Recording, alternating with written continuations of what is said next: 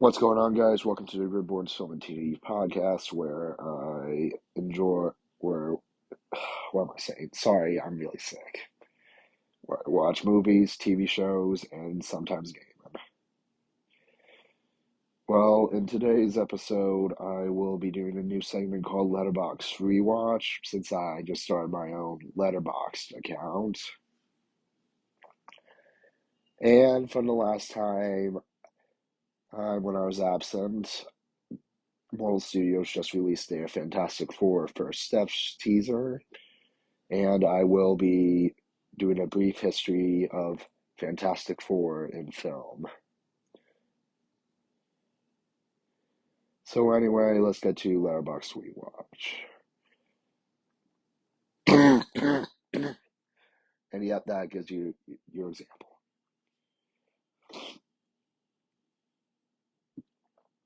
Well, for Letterboxd, I've been viewing in films, and so far here's what I watched. Green Lantern, the Ryan Reynolds version, The Apprentice, Dallas Buyers Club, The Lord of the Rings, Fellowship of the Ring, theatrical and directors, and I saw this movie since last Friday, Companion.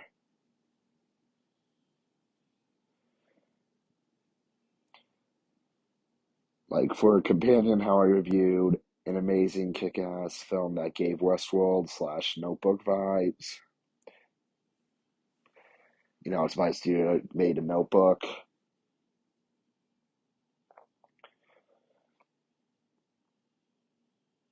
And for Lord of the Rings, I was thinking of doing a podcast episode Director's Cut Marathon, where I review only the extended editions.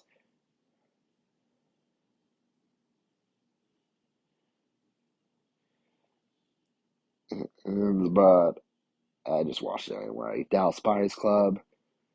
Well, thinking of doing a Matthew McConaughey movie marathon, but that didn't work out. The Apprentice, wants to view an Oscar movie, and Green Lantern. Bored.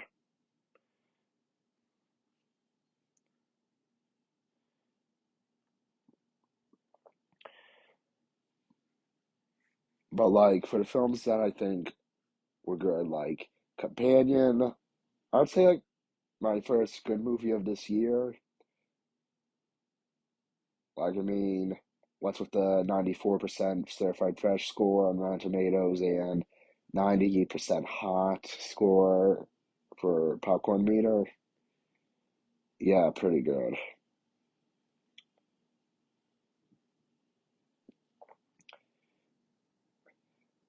Which, my review of Companion explains first of all, I thought the trailer was I don't know, an abusive relationship, but even though it's about a robot.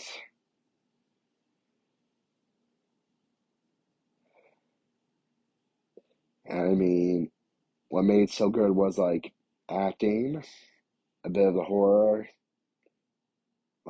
to tell about Sophie Thatcher's two horror films, Heretic and this one.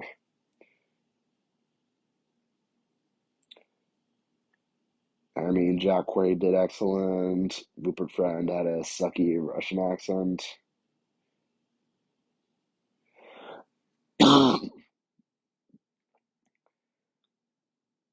And basically, from what I've seen in the movies, what this movie is had some potential. It basically got dethroned by Dog Man. Oh, hey, what if we saw that dog's head on the dog's fucking body? Yeah, we all know that sucks. I'm sure, hey, if it got out to 30 million or 100, it'll do very well. Let's see how it breaks even. To give you a premise of Companion, and please note for Letterboxd reviews, I am not gonna repeat old movies.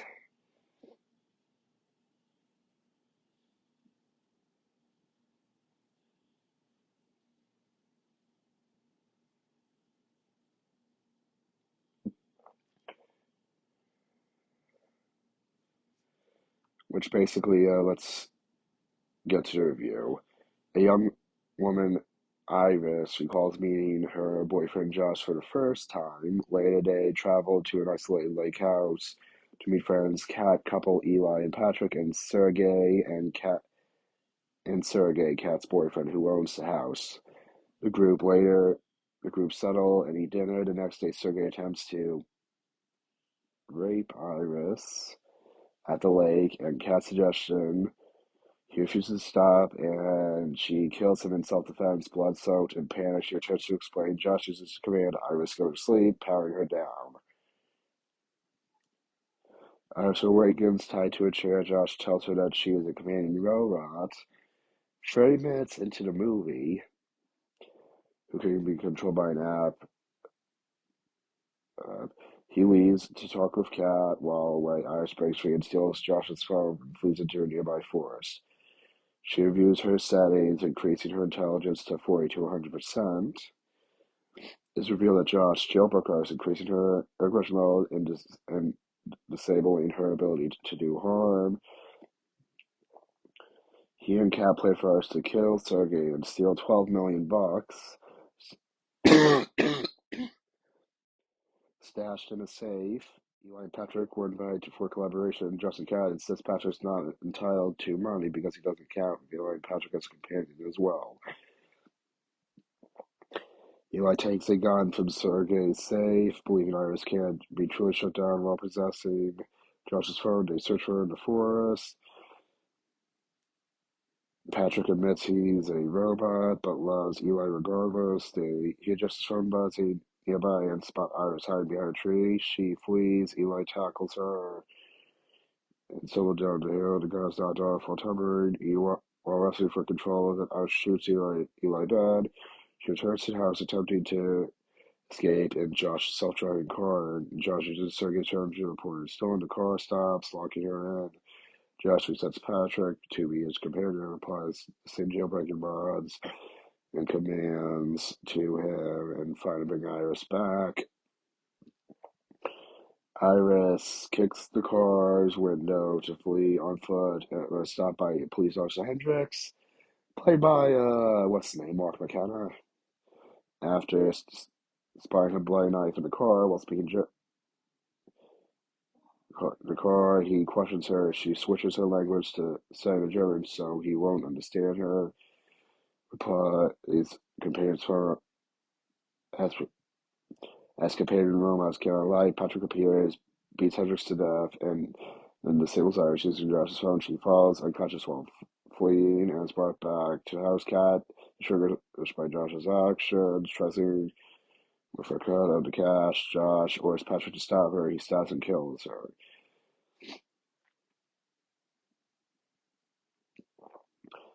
Later that night, Patrick cooks Josh dinner.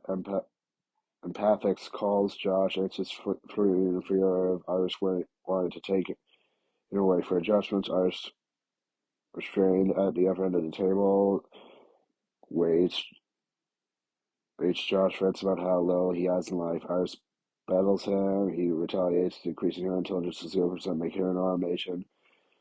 And he commands her to hold her hand over a candle, refusing to let her remove, as even if she catches fire. Ned commands to shoot herself in the head. Empathic for Sid and Teddy arrive. Josh fabricates a story about her malfunctioning and shooting herself. How emotional anguish wiping her memories as they inform Josh that video isn't stored in the head like a brain. It is in the abdominal area. They leave. Josh commands Patrick to kill them and retrieve Iris. Patrick kills Sid and Ted flees up and Tristan falls. Patrick catches up before he can tell Teddy. Iris fully reboots. Putting Patrick to spare, he struggles to hold back due to aggression mod. She appeals to his humanity, reminding him of his love for Eli. It'll come to despair. Patrick commits suicide. Tigress Iris full control of herself. Iris returns to the house one last time, confronting Josh. The physical fight ends in Iris instructing Josh to go to sleep, stabbing his head with an electric corkscrew, killing him. The next morning, she peels the burnt skin while bathing blood and pride to the day away. exposing her middle underneath. She passed clothes in Sergei's body, leaving in a vintage Mustang, which wherever she sees another man driving with a bot that looks like her. Her safe for starring. Ira smiles and waits for her back to later is confusion and organize her their identical appearance.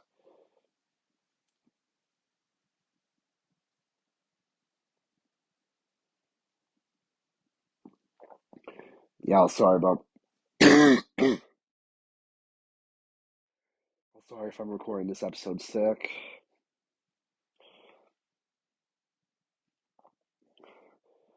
And for the next film, The Lord of the Rings, The Fellowship of the Ring, extended edition or theatrical.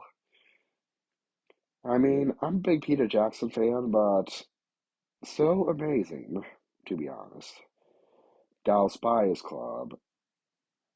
I mean, I heard a reference in the Netflix show Big Mouth, but to understand what the real story is, okay. And not to get political with The Apprentice, it was okay with Sebastian Stan as Trump. And Green Lantern, still boring. So that's letterbox rewatch. And a recap of Fantastic Four in film.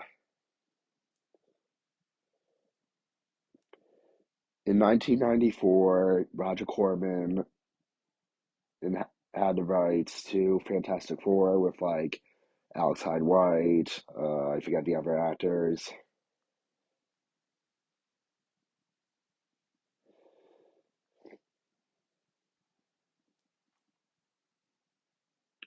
It was from Constantine Film, which was a low budget film by New Horizon Studios,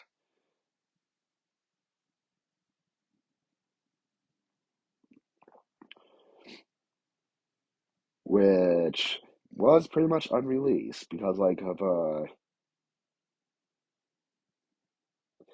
of bootleg copies, which never seen the light of day but did on YouTube.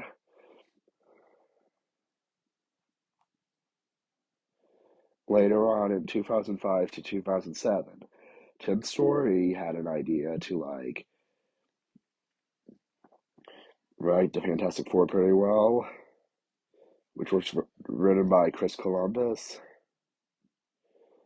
with like actors Ion Grundiff, Michael Chiklis, Jessica Alba, Chris Evans, who we'll talk about later, and Julian McMahon.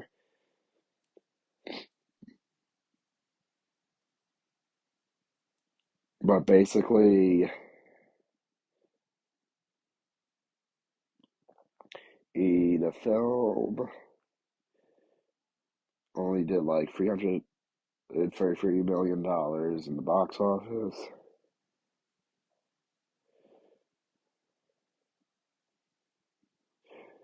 And basically got 28. Due to it was called a funky film,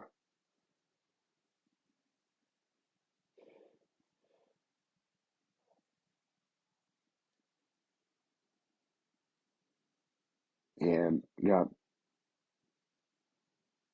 nominated for like a Razzie, for Alba, and a Stinger Award. Later on in 2007, they had a sequel,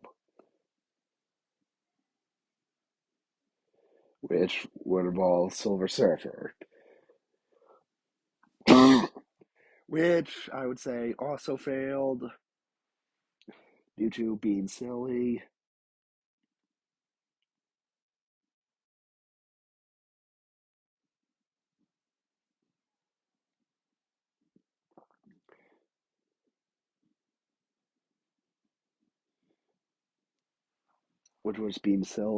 and what the hell have they done to Galactus? No, sorry, Galactus. Like, they made him a cloud, like a tornado, the same like the Wizard of Oz.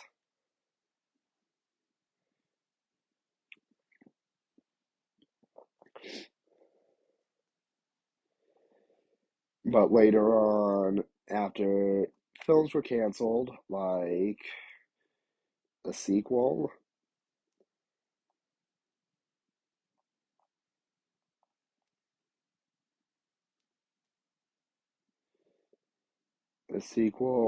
Inhuman Scrolls, Black Panther would be involved, and a Silver Surfer spinoff. And later on in 2015, they rebooted for the second time. No, first time. Which 120 million budget failed, box office bomb, and basically got 9% on Rotten Tomatoes.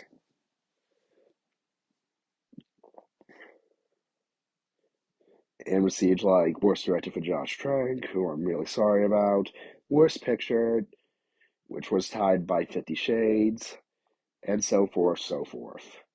Which got canceled Doctor Doom film. And later on, after Disney bought Fox,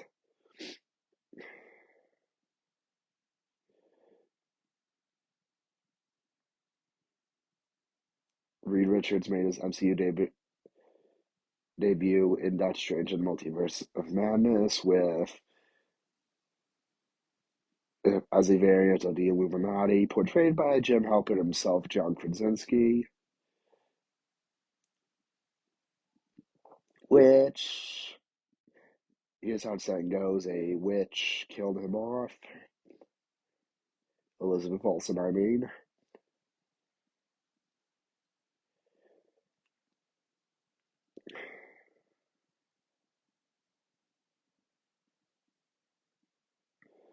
And then later on in Deadpool Wolverine, a excellent film,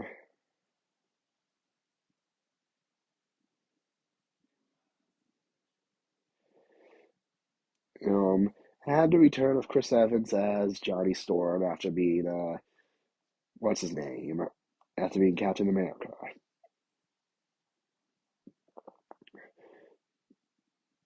And then later on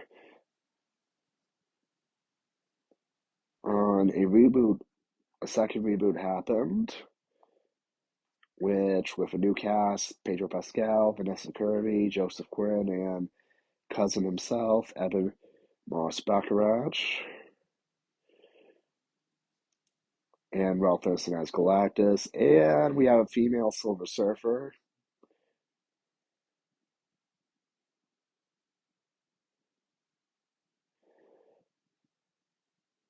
And then we also were announced that RDJ will be Doctor Doom.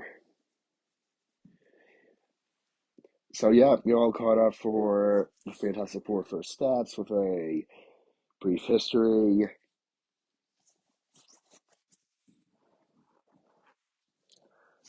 And let's hope this turns out right.